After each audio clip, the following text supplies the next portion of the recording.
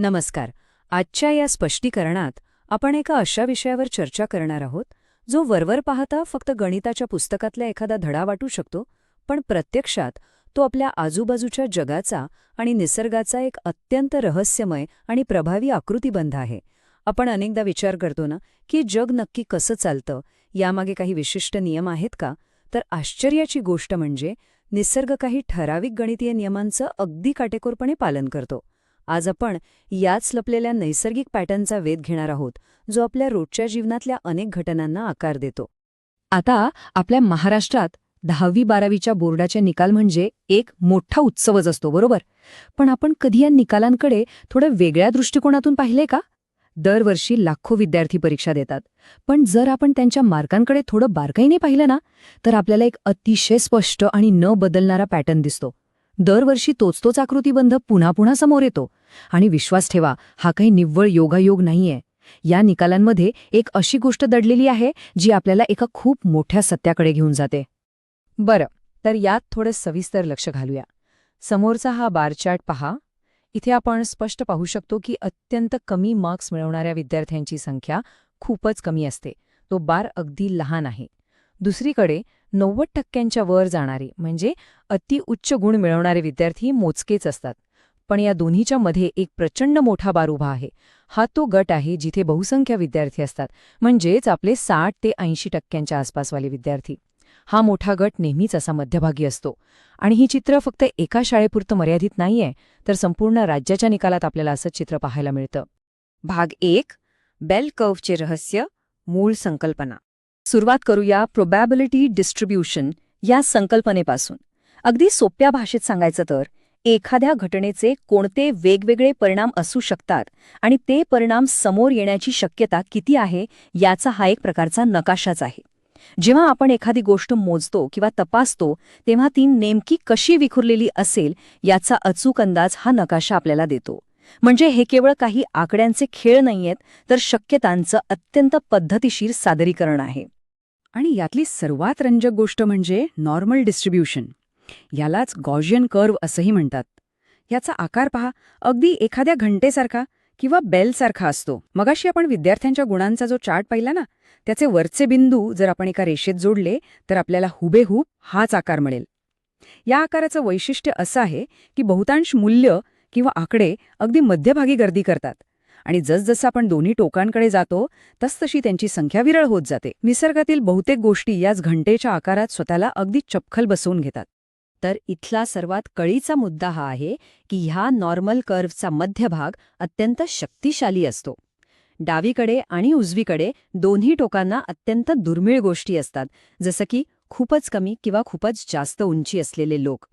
पण उजवीकडच्या या माहितीकडे पहा.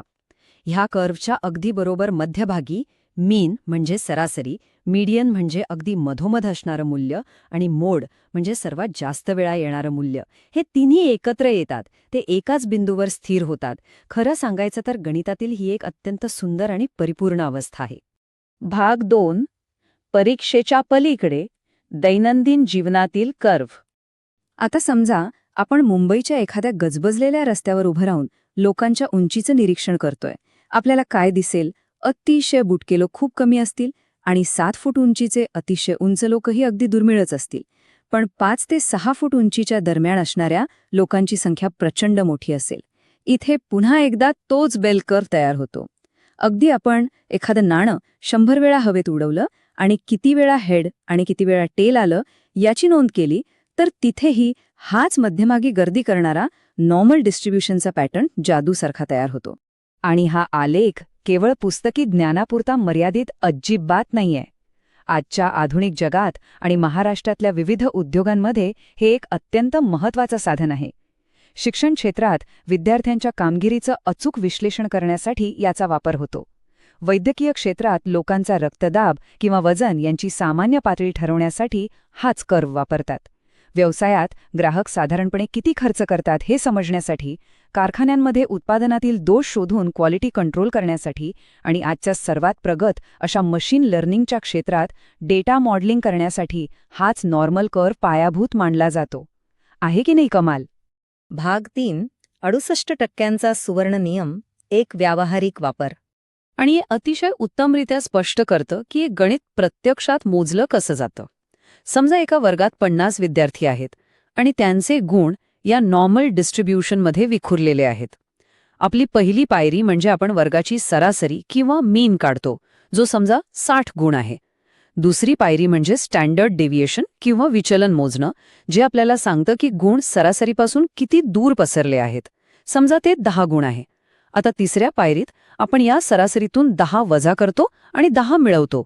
म्हणजेच 60 मधून 10 गेले 50 आणि 60 मध्ये 10 मिळवले 70. आपली रेंज तयार झाली 50 ते 70 गुण. आणि इथेच खरी जादू घडते. गणिताचा नियम आपल्याला अत्यंत खात्रीने सांगतो की त्या वर्गातील तब्बल 68% विद्यार्थी हे याच 50 ते 70 गुणांच्या दरम्यान असतील. म्हणजे 50 मुलांपैकी जवळपास 34 मुलं ही बरोबर ह्या मध्यभागी असलेल्या पट्ट्यातच गुण मिळवतील. हा काही हवेत मारलेला अंदाज नाहीये, तर हा निसर्गाचा आणि गणिताचा एक अत्यंत अचूक आणि सिद्ध झालेला नियम आहे, जो नेहमी सरासरीच्या जवळ मोठी गर्दी करतो. भाग 4. आपल्या जगाचा लपलेला आराखडा. आता आपण या स्पष्टीकरणाच्या अगदी अंतिम टप्प्यात आलो आहोत. आत्तापर्यंत आपण पाहिलं की हे केवळ काही आकडे किंवा ग्राफ नाहीयेत. हा एका अर्थाने आपल्या सभोवतालच्या जगाचा, निसर्गाचा एक लपलेला आराखडा आहे. प्रोबॅबिलिटी डिस्ट्रीब्युशन हे फक्त गणित नाही, तर तो आपल्या जगाचा एक नैसर्गिक आकृतिबंध आहे. विद्यार्थ्यांचे गुण असोत, रस्त्यावरून चालणाऱ्या लोकांची उंची असोत, दवाखान्यात मोजला जाणारा रक्तदाब असो किंवा दुकानात ग्राहकांनी केलेला खर्च असो, हे सगळं अज्ञाताकडून एका विशिष्ट नियमाकडे म्हणजेच या नॉर्मल कर्व्हकडे खेचलं जातं. ही संकल्पना समजून घेणं म्हणजे आपल्या जगाची अत्यंत सखोल आणि नैसर्गिक रचना समजून घेण्यासारखं आहे. जाता जाता एका गोष्टीवर नक्की विचार करा. जर हे अफाट आणि गुंतागुंतीचं वाटणारं जग आतून अशा अत्यंत अचूक, साध्या आणि सुंदर गणितीय कर्व्हवर विना तक्रार चालत असेल, तर या विश्वात आणखी असे किती लपलेले आकृतिबंध असतील जे अद्याप आपल्याला सापडलेले नाहीत, जे शोधले जाण्याची वाट पाहत आहेत.